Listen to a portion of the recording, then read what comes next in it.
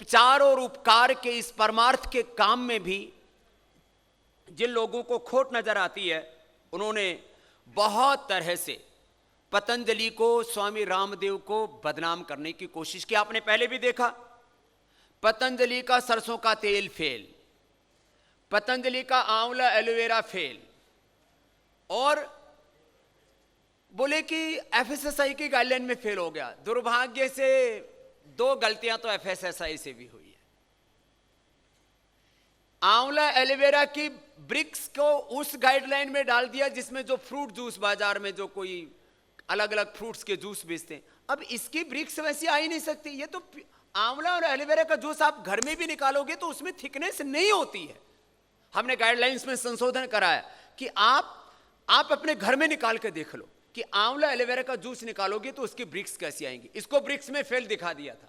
हम एक बूंद पानी नहीं मिलाते। आप जाकर के पतंजलि का प्लांट देखिए, वर्ल्ड का सबसे बड़ा फूड पार्क हम लोग चलाते हैं, वर्ल्ड का सबसे बड़ा रिसर्च सेंटर हम लोग चलाते हैं, 500 से ज्यादा रिसर्च साइंटिस्ट है हमारे पास में।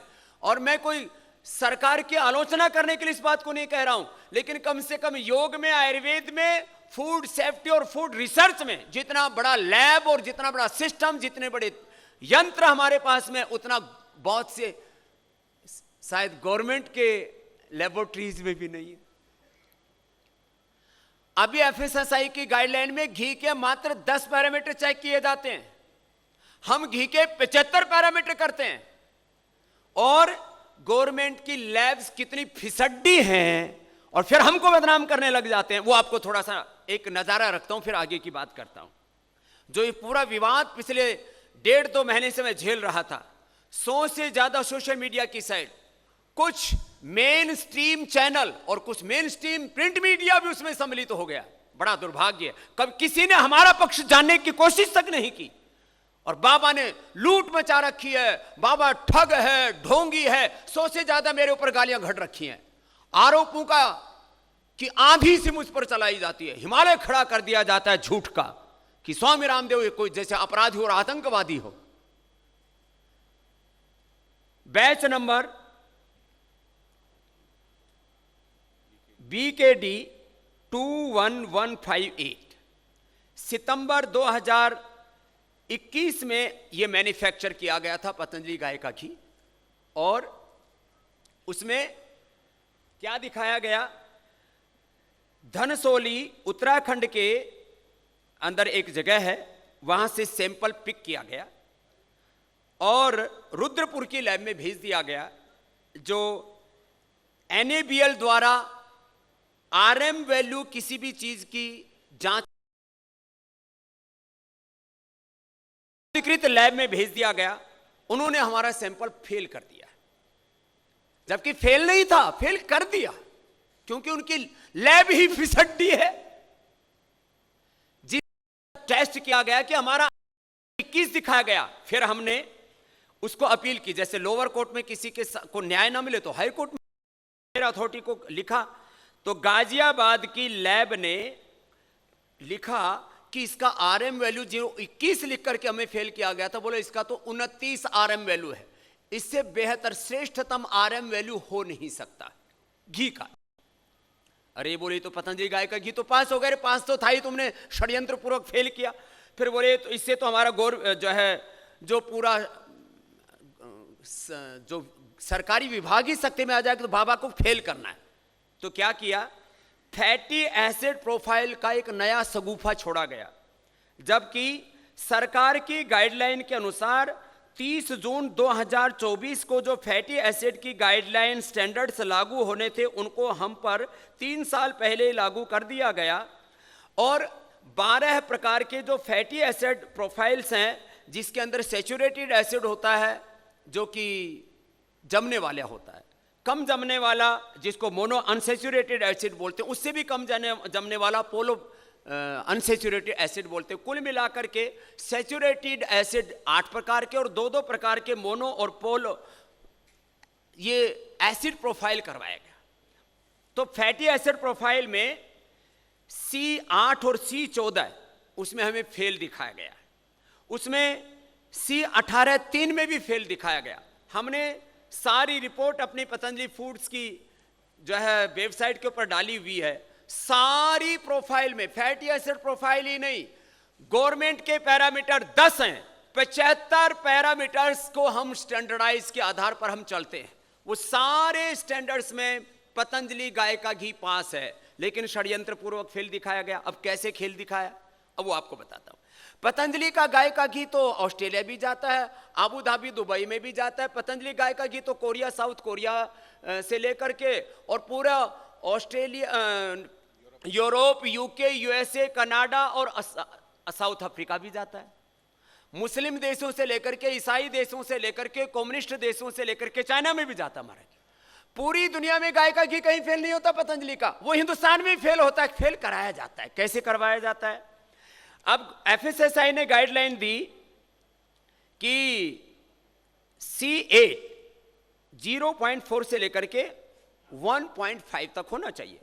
जो भाई साहब गाजियाबाद की लैब में बैठे हुए हैं, जिनको जो बौद्धिक दिवालियापन के शिकार हैं, किसी षड्यंत्र के शिकार हैं, या न जाने कहां से पैसा ले रहे हैं पतंजलि को बदनाम करने के लिए, उन्होंने 0.4 से लेकर के 1 तक पैरामीटर अपना नया घर का घड़ दिया। ये एफएसएसआई की गाइडलाइन नहीं है, अपना ही पैरामीटर घड़ दिया और बोल दिया पतंजलि फेल।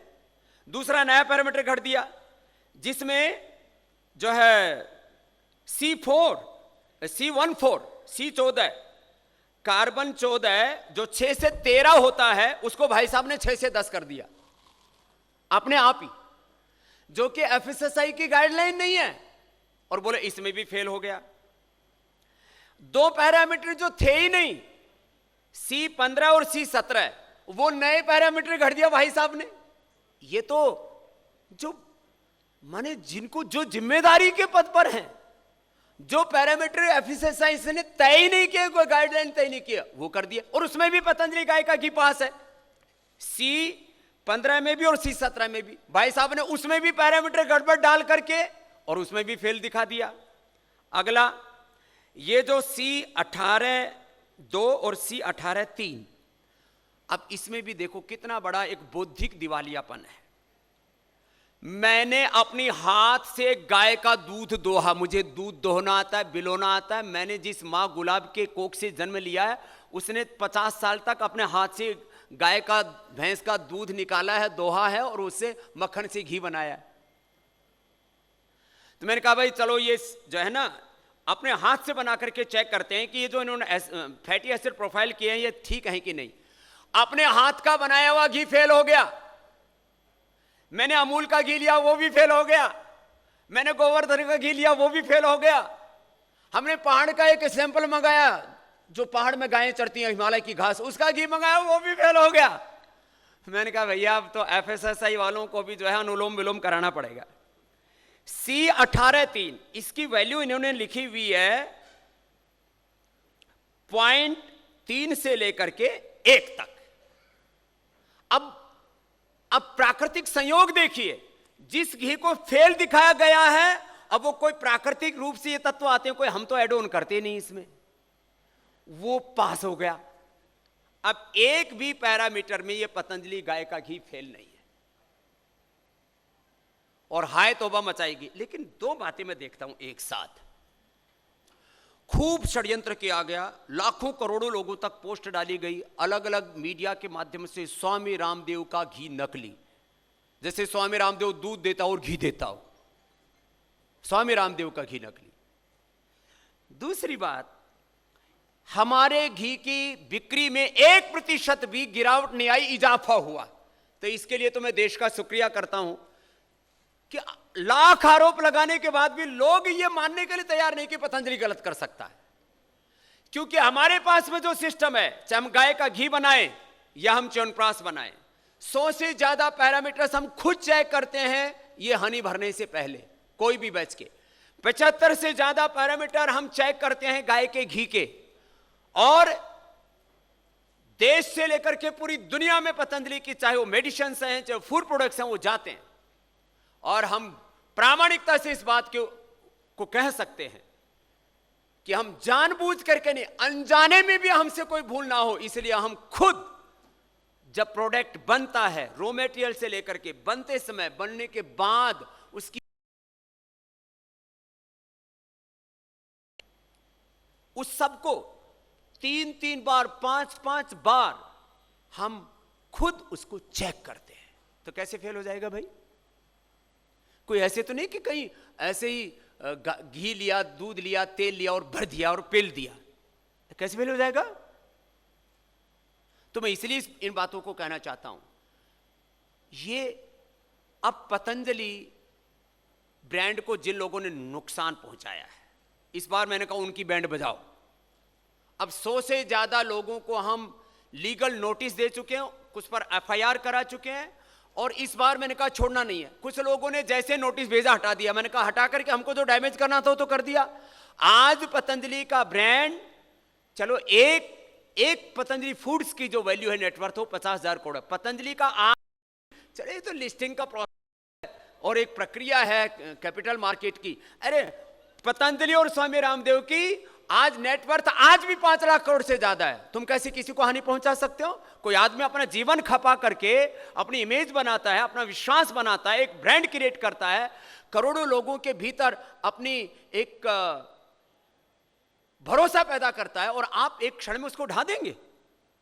तो इस बार हमने उनके ऊपर क्रिमिनल जो है नोटिस भेजे और क्रिमिनल में ठोकेंगे, और जिन लोगों ने ये साजिश की उनको छोड़ेंगे नहीं।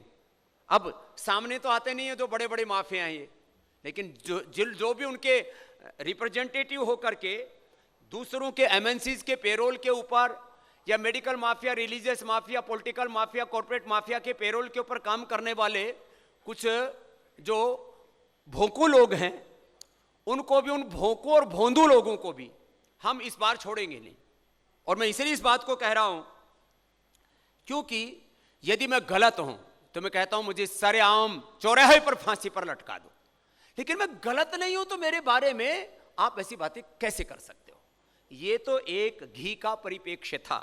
अब इसका जो है पूरा डिटेलिंग करने में, क्योंकि वो बड़ा टेक्निकल हो जाता है और उबाऊ जैसा लगता है कि ये क्या फैटी एसिड प्रोफाइल है और क्या इसके आरएम वैल्यू है और क्या 75 पैरामीटर है, उसकी डिटेल में जिसको जाना हो पतंजलि फूड्स लिमिटेड की वेबसाइट के ऊपर जाकर के आप लोग देख लेना।